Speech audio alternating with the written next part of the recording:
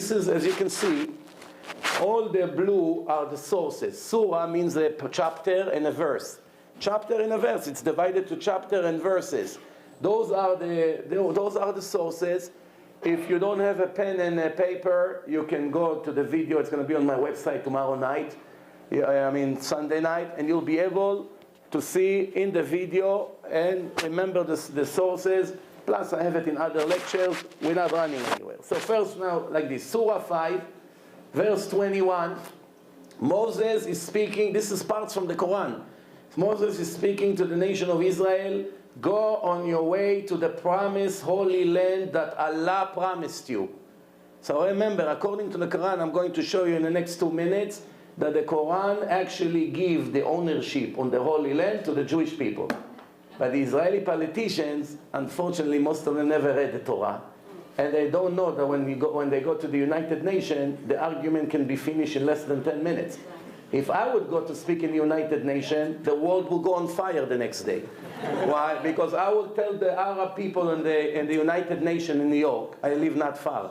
I would go inside as a representative of the state of Israel. And I would say, dear Arabs sitting here in a building, I want to ask you one question. Is the Quran a holy book, yes or no? They would scream, of course. Then I would say, who gave the Quran? They would scream, God. Allah, God. Okay. I say, as a Muslim, as a real Muslim, when God commands you to do something, or He tells you a story, you must obey the story and the instructions, or you can ignore it. They would say, of course you have to obey it. I say, okay, so let's learn Quran together. I would open it up, and here I would start to read to them. So Moshe, it's in the Quran. Moshe is speaking to the nation of Israel. Continue on your way to the promised holy land that Allah promised you. Next thing, we will inherit, this means God speaking, to the tortured nation, the nation of Israel who just come out of slavery of Egypt.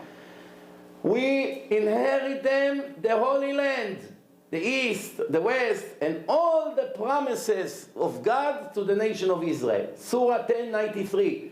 Then I settled the Jewish nation, Bnei Israel, securely in their country, in their land, and I gave them all the greatness. God is speaking according to the Quran. Then the next thing, Surah 17, verse 104. God is speaking and repeating history. I drowned Pharaoh and everything with him. And after that I said to the nation of Israel, settle in the land of Israel and gather together, join together. Next thing, Surah 28. I decided to do kindness to the weak and make them leaders and inherit the land as I decided to settle them in the land. And as you can see, it's right in front of you in English, but we don't have that much time for interpretation, so you'll have to trust me. Later, if you're not, you're going to go into the film and you watch all the sources. So it says like this. Next thing. I gave Moshe the Torah, and after that I sent other prophets. God saying, Surah 6, 156, 155, 166. I gave the entire book to Moshe. This is a blessed book. Which book is talking about? The Torah. Very good. If Surah 10, verse 94. If you have a doubt about anything in this Quran that was given to you, speaking Muhammad to his followers, go and ask Bnei Israel. Go and ask the Jews that received and learned the Torah before you. Any doubts you have in the Quran, go to the Jews to teach you what to do. Next thing. Muhammad called his followers, Surah 4, 135. Believe in Allah and His Messenger in the book that was given to you, and also in the Torah that was given before. Muhammad 46, 846. I'm not renewing anything that was not said by the prophets before me.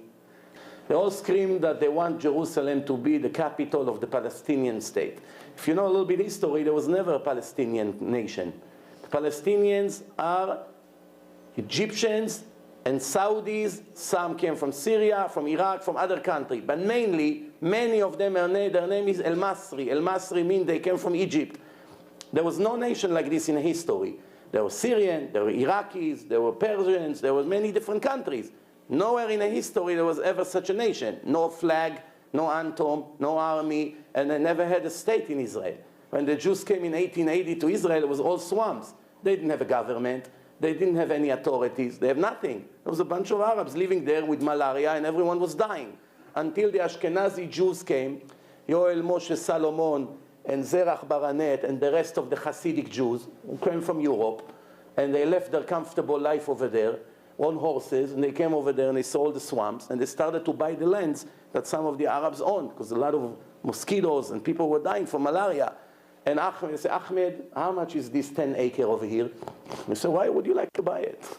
Yahud, why, are you crazy? Who wants to buy it? It's all swamps. There's nothing to do. You cannot grow anything. What? Just let us buy it. How much? $1,000. The whole Tel Aviv, $1,000. Every inch there costs millions today. But what did they do? They are not farmers. But since when Ashkenazi Hasidim from Europe knows anything about being a farmer? But Hashem helped them, and they had a great idea. They planted eucalyptus trees, which brings all the swamps. They dry the land. And they started Petach Tikva, Dgania, Rishon LeZion, Rosh Pina. They made few cities in Israel. And all of a sudden, there were groups of Jews sitting in different parts of Israel. Later, the communists from Russia and Poland joined them. Later, much, much later, after the Haredim established Israel as a state, only later the non-religious Jews started to come from Russia and from Poland, and they took over the place. But the first one who, thanks to them, we have Israel today, remember this. It's Yoel Moshe Salomon, Zerach Baranet, and some of their friends. All Ashkenazim, if you can see them in my first film from 15 years ago, I showed their pictures. Peos, black hats, Hasidic clothes. They came from Europe, and thanks to them, we have Israel. Of course, it's all thanks to Hashem. But they are the ones who gave their life and the comfortable condition in Europe to come to the promised land. The Ramban came to Israel 750 years ago. There was no Arab state there. The students of the Gaon Mivilna came to Israel 250 years ago. There was no Arab states there. Many of the great rabbis write in their book that they came to Israel. There was never an Arab state. There was the Turks controlling there, the British, the Turks, the Ottomanim, the Seljukim, the Armenians, the Persians, many different empires, but never Palestinians, never. Now they want Jerusalem. Based on what? They claim that it's holy for them. How do you know if it's holy for you? It's supposed to be in the Quran, no? Search the entire Quran, you don't have one word about Jerusalem. Nothing, even a hint. The word Jerusalem is not mentioned in the whole Quran.